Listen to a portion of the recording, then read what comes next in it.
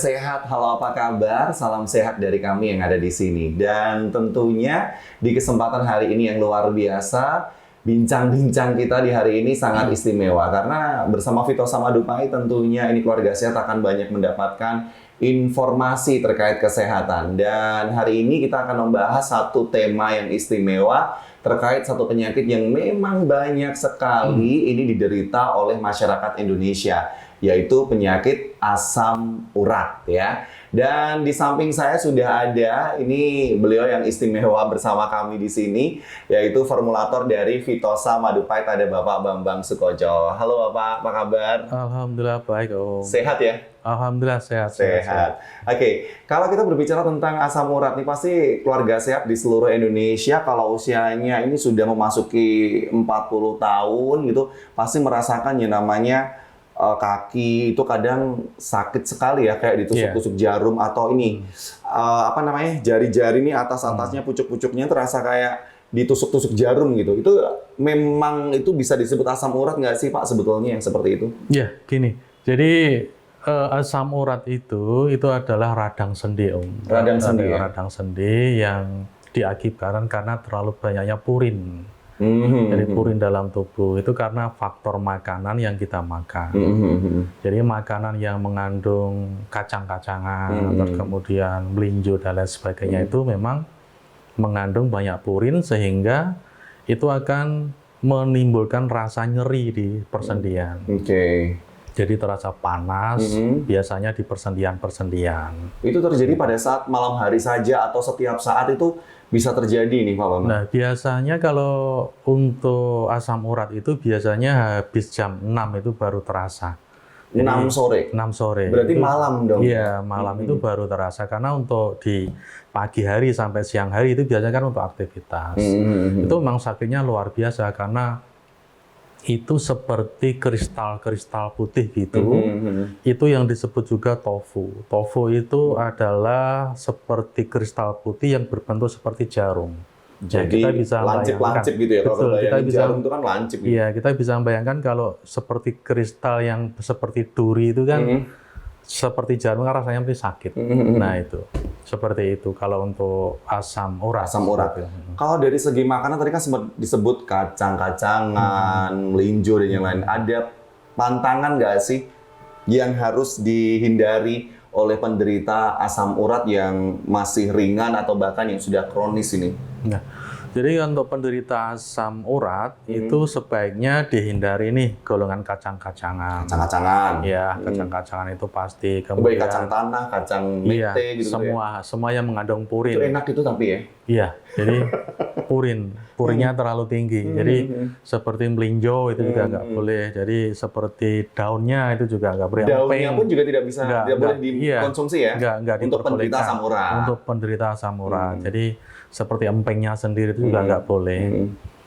Jadi banyak hal sih sebenarnya yang harus dilakukan untuk orang penderita asam urat itu, tapi rata-rata biasanya hanya menghindari mengkonsumsi atau mengurangi konsumsi kacang-kacangan itu biasanya asam urat akan mereda. Gitu.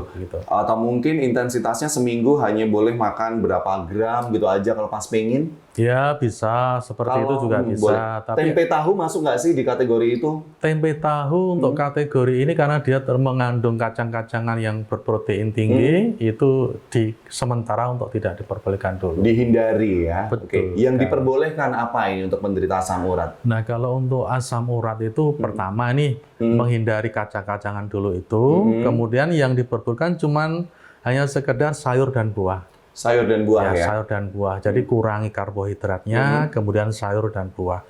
Sayur selain kangkung, kacang, bayam, dan lain sebagainya. Jadi itu diperbolehkan. Nah kalau buah itu bagus sekali itu kalau untuk asam urat itu biasanya nanas itu diperbolehkan. Nanas malah boleh ya? Ya diperbolehkan. Nah yang tidak kalah pentingnya Om, itu kalau nanas itu jangan sampai makannya itu tidak sama bonggolnya. Jadi yang tengah itu kan, kadang kan orang malah dibuang ya? Nah, itu malah justru malah bagus sekali itu di nanasnya. Oh, tuh. Nah. Dan kemudian kalau mengkonsumsi nanas itu usahakan dalam keadaan perut agak kosong. Jadi justru malah sebelum makan gitu ya, itu mengkonsumsi Nanas. Boleh di jus atau langsung aja kan buahnya udah banyak nanas manis boleh, nih sekarang ya? boleh. Jadi kalau misalnya di jus pun harus tawar, nggak boleh pakai gula. Oke. Jadi dimakan begitu saja boleh, terus kemudian di jus juga boleh, tapi tanpa gula. Gitu ya.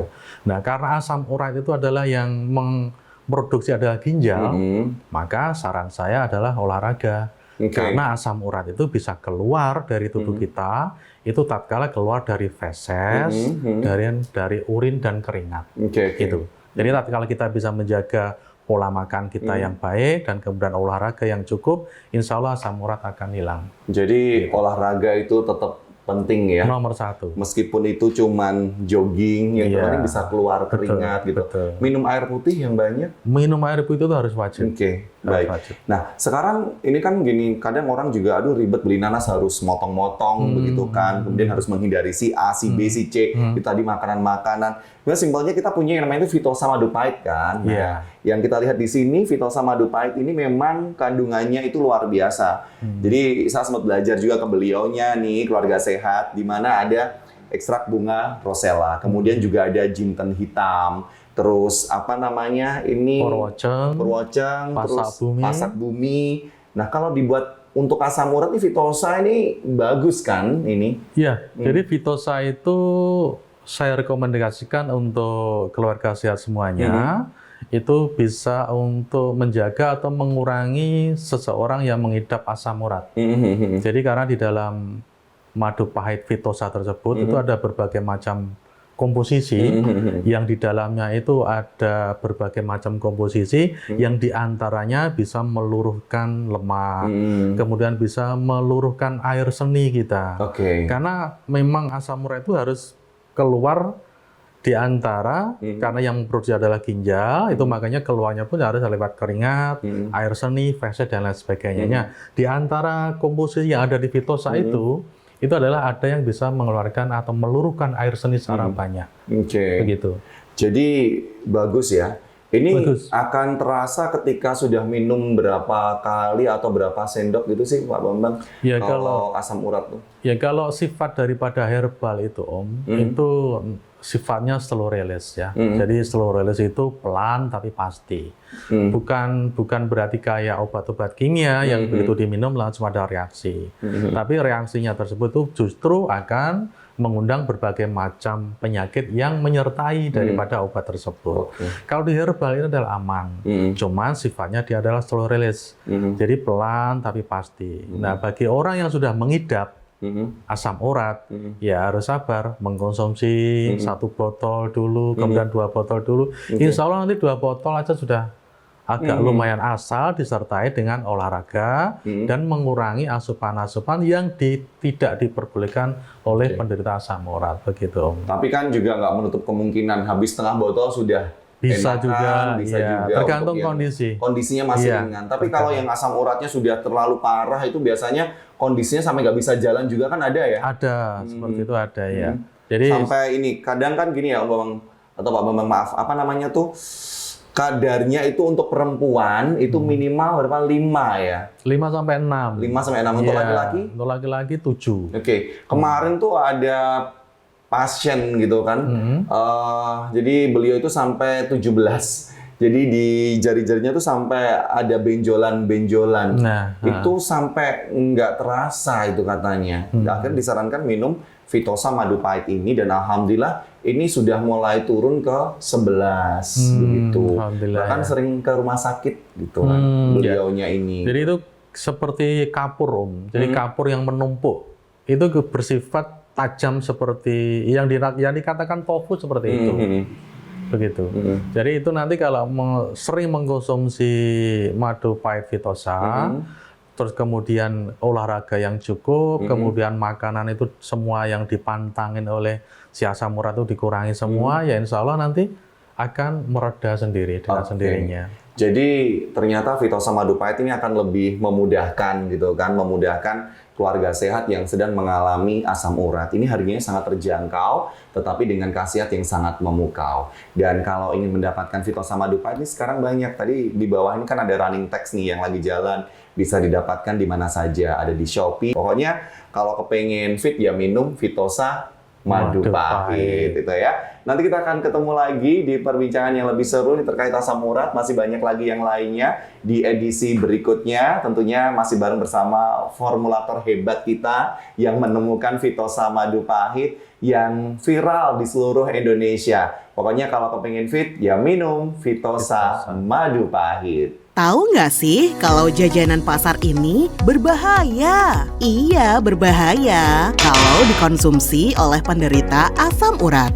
Yang pertama, emping melinjo. Cemilan seperti kerupuk ini mengandung sekitar 150 mg purin per 100 gram. Kedua, tape ketan. Jajanan yang terbuat dari bahan dasar beras ketan ini memiliki kandungan purin sekitar 100-1000 mg setiap 100 gram, tergantung dari ragi yang digunakan. Berlaku juga pada tape singkong ya. Ketiga, jamur crispy. Di dalam 100 gram jamur terdapat 12-17 gram purin. Sebaiknya mulai batasi dan rutin periksakan diri. Bila perlu, konsumsi Fitosa madu pahit 3 kali sehari 1 sendok makan untuk membantu menurunkan kadar asam urat Anda.